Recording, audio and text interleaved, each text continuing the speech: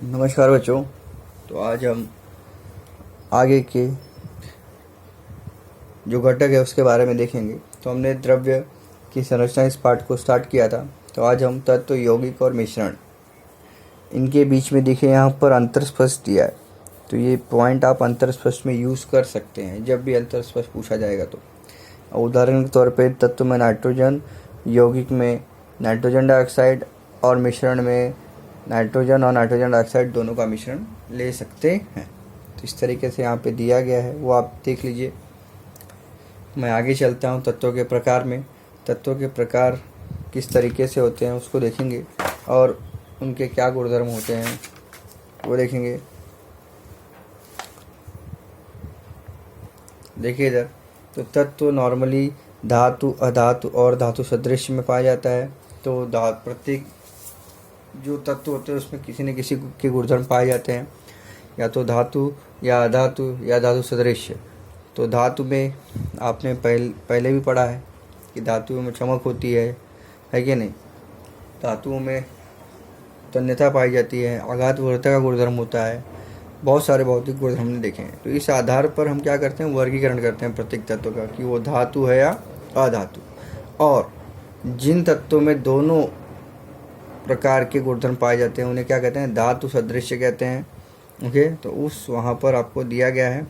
इस तरीके से हम लोग क्लासिफिकेशन करते हैं कि जो तत्वों में चमक होगी वो धातु होगा, जो तत्वों में चमक नहीं होगी वो अधातु होगा।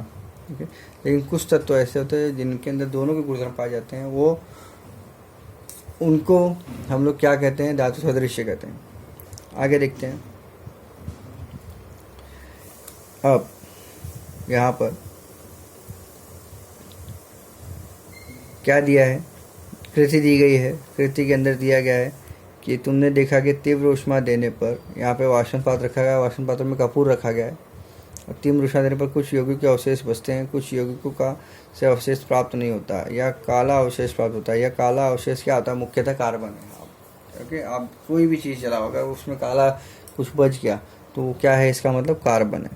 उसी प्रकार इन यौगिकों को हवा में तीव्रता से गर्म करने पर उनका ऑक्सीजन के साथ संयोग होकर कुछ गैसीय पदार्थ बनते हैं, और ज्वलन पूर्ण न होने पर नीचे अवशेष के रूप में काले रंग का कार्बन होता है। इन यौगिकों को क्या कहते हैं, सेंद्रीय यौगिक कहते हैं या कार्बनिक यौगिक कहते हैं। उदाहरण कार्बोज, प्रोथेन, हाइड्रोकार्बन। उदाहरण पेट्रोल, रसोई गैस। ये सब से क्या होता है, ये सब से कार्बन निकलता है, काला पड़ता है। ओके, ये द्रव्य से सेंद्रीय यौगिकों से बने होते हैं। उपयुक्त कृति में कपूर, शक्कर, ग्लूकोज और यूरिया जैसे सेंद्रीय यौगिक हैं, क्योंकि कपूर को भी हम जलाते हैं तो नीचे देखो काला काला जैसा दिखाई देता है।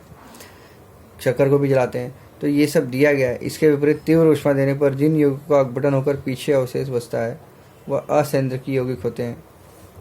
अब इसमें नमक, सोडा, जंग, कॉपर सल्फेट, चूने का पत्थर इत्यादि दिया गया है। तो अब ये सेंद्रिय यौगिक और असेंद्रिय यौगिक को आप यहाँ पे अंडरलाइन कर लीजिए।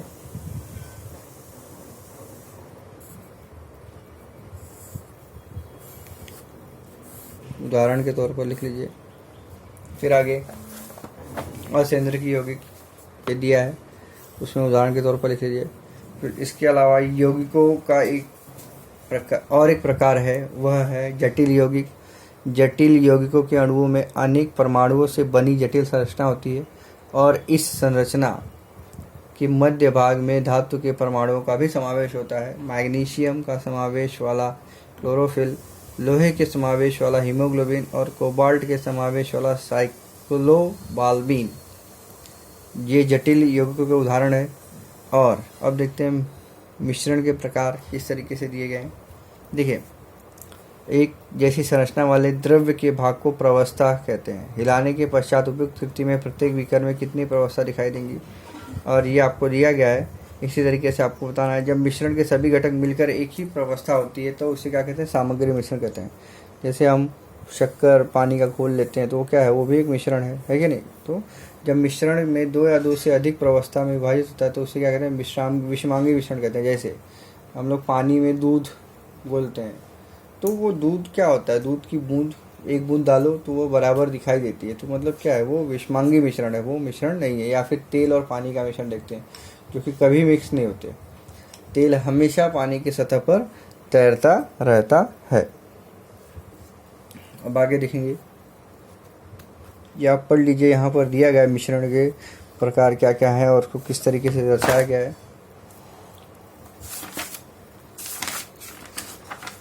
फिर आगे देखिए क्या दिया है, द्रव्य। द्रव्य मतलब दो या दो से अधिक पदार्थों के समांगी मिश्रण को द्रव्य कहते हैं। ऊपर दी गई कृति में पहले बीकर में पानी और नमक, इन दो पदार्थों का समांगी मिश्रण बनाया गया है, उसे नमक का पानी में द्रव्य कहते हैं। और द्रव्य में जो घटक पदार्थ सबसे अधिक उत्पादन में होता है उसे क्या कहते हैं, विलायक कहते हैं। और जो कम अनुपात में होता है उसे विलेय कहते हैं। तो यहाँ पर पानी विलायक है और नमक विलेय है। विलेय और विलायक में मिलाकर द्रव्य बनाने की क्रिया अर्थात घुलना होती है।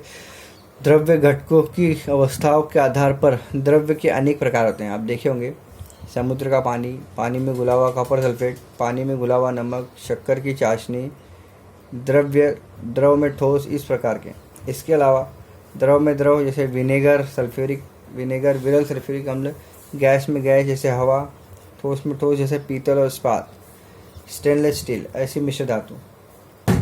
और द्रव में वायु, क्लोरोनिन, जल, हाइड्रोक्लोरिक अम्ल। द्रव के ऐसे भी प्रकार हैं। सामंगी मिश्रण अर्थात द्रव्य का संगठन पूर्ण मिश्रण के एक समान होता है। और विलायक पारदर्शक द्रव हो तो द्रव भी पारदर्शक होता है और वह छन्ना कागज से आर पार जाता है। निलंबन, आगे देखेंगे हम लोग निलंबन क्या है। ऊपर दी गई कृति में दूसरे बीकर में और पानी और लकड़ी का बुरादा लेंगे, इन दोनों पदार्थों का विषमांगी बनता है, जैसे कि वो घुलते नहीं है। यह द्रव तथा ठोस का मिश्रण है। द्रव और ठोस के इनके विषमांगी मिश्रण को निलंबन कहते हैं। और निलंबन के ठोस कणों का व्यास क्या होता है, 10⁻⁴ मीटर से अधिक होता है। इसलिए उसमें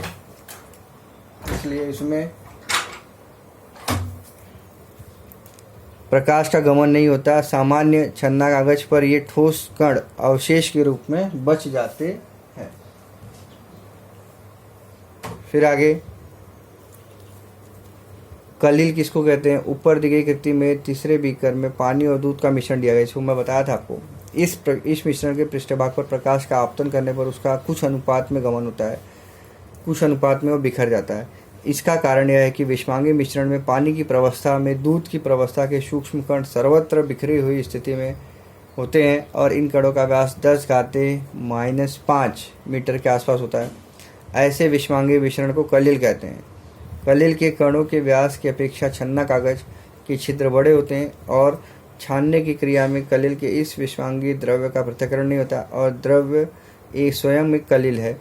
इसमें पानी इस माध्यम में प्रथिन, स्निग्ध पदार्थ आदि के ठोस कण और द्रव बूंदे जिनका व्यास 10⁻⁵ मीटर के आसपास होता है, बिखरे होते हैं।